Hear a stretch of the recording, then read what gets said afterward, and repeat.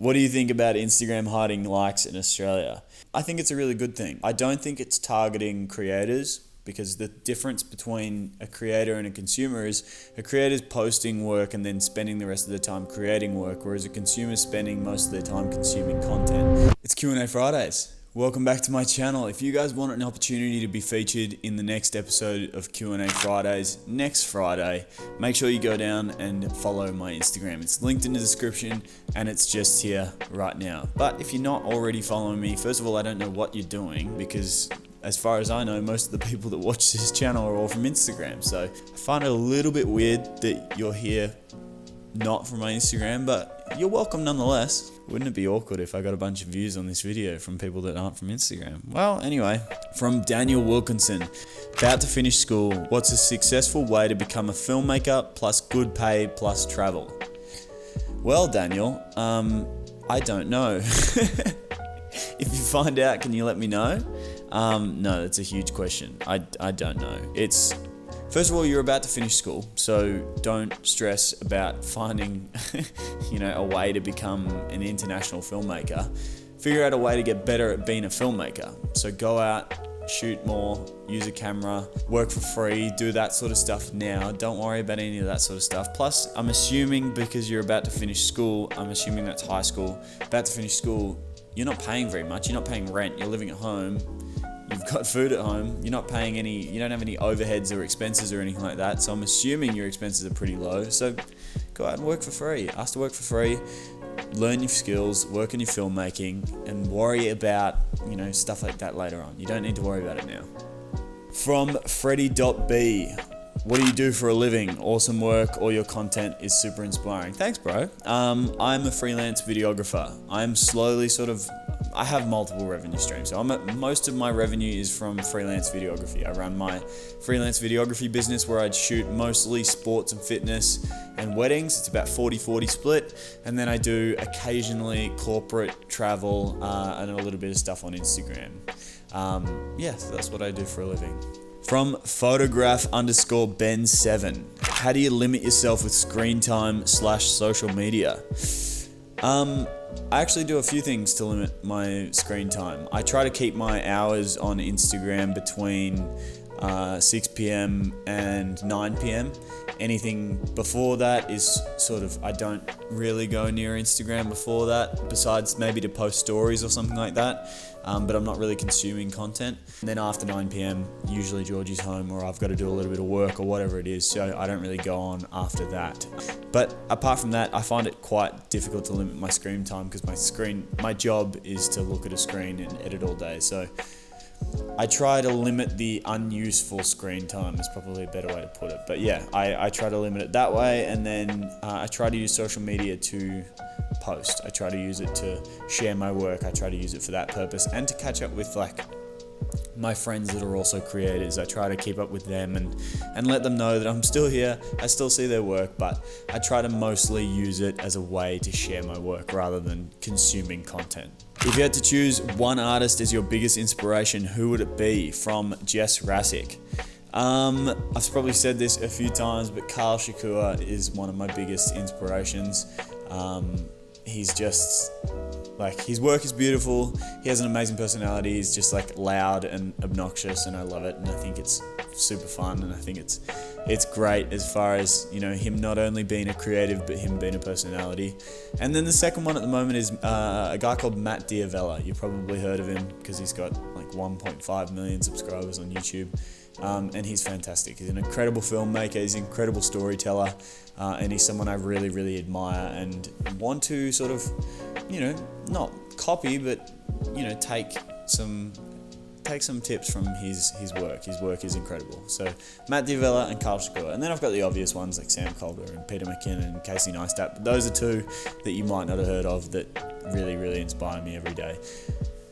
From the Bishkek City, sorry if I'm pronouncing your handle wrong, which institute you attended? I'm assuming you mean university. I'm actually what you call a university dropout. I attended university for 3 months and I hated every minute of it. It wasn't even for photography either, it was for health sciences. So yeah, I never went to university. I went for a whopping 4 months, so... I'm what you call a university dropout. What do you think about Instagram hiding likes in Australia? From Dolce Vita.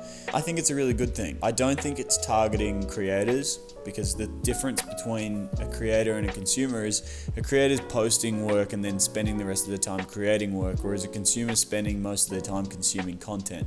I think this update is definitely meant to be targeting consumers. It's not as much meant to be targeting creators. I've never really paid attention, besides the obvious. When a post doesn't do that well, I might get a little bit bummed out about it, but I'm not going and comparing myself to other people and that sort of stuff. I've never really had an issue with that sort of thing, but I can see where it happens. But the thing that I'm most excited about is the fact that my little sister, who's 11, uses Instagram every single day.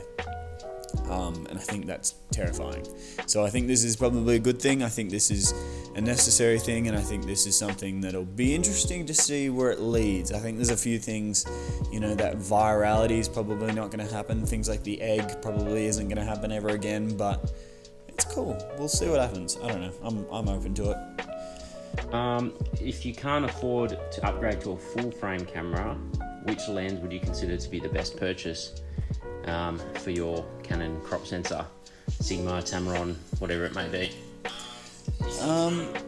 I probably recommend Sigma. I really like Sigma Art line, but for crop sensor, I don't actually have that much knowledge on crop censored lenses, because when I had an APS-C sides camera, I had a full frame lens just because I was planning on getting a full frame camera at some point. I didn't want to buy all these lenses and then upselling them. But I honestly, I'm not a gear buff that much. I sort of only really pay attention to the gear that's catching my eye. So I don't really know that much. Tamron, I know, is quite good. I'm the worst person to ask, I'm sorry. Hey man, just wondering if we can expect some more Lightroom, Photoshop tutorials, whatever. Yeah. Thanks, bro. Yes, you can. I think the thing about the tutorials and stuff like that is they're a little bit more tedious to make. I don't enjoy creating them as much. So I think the good thing about the vlogs and the good thing about the talking heads, like the one I posted today, the good thing about some videos that I've got coming next week, so pay attention for that, is they're more creative, and I enjoy the process of, actually being challenged by the creative process. Whereas tutorials, I know you guys are going to click on them more. I know they're more searchable. I know they're probably going to bring more traffic to my account, but I don't enjoy creating them as much, so the sustainability of me creating something like that every week or twice a week or 3 times a week is just not sustainable. I need to figure out a content strategy that's both going to help you guys find my channel entertaining, but also help me be sustainable. And for me at the moment, that's 1 Q&A a week, 1 shorter form tutorial or talking head, and then 1 vlog style video. I'm gonna throw some tutorials and stuff in there. I actually just shot one before I shot this, so I'm going to be doing tutorials and that sort of stuff, but for the moment, I'm more concerned with breaking in that habit and being consistent with YouTube rather than the actual content I'm putting out.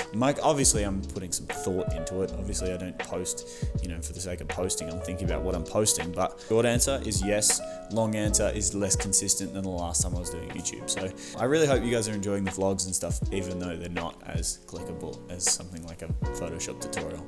But there will be Photoshop tutorials coming. Hey Tom, Sean here. Just wondering, how do you be such a fucking sick cunt?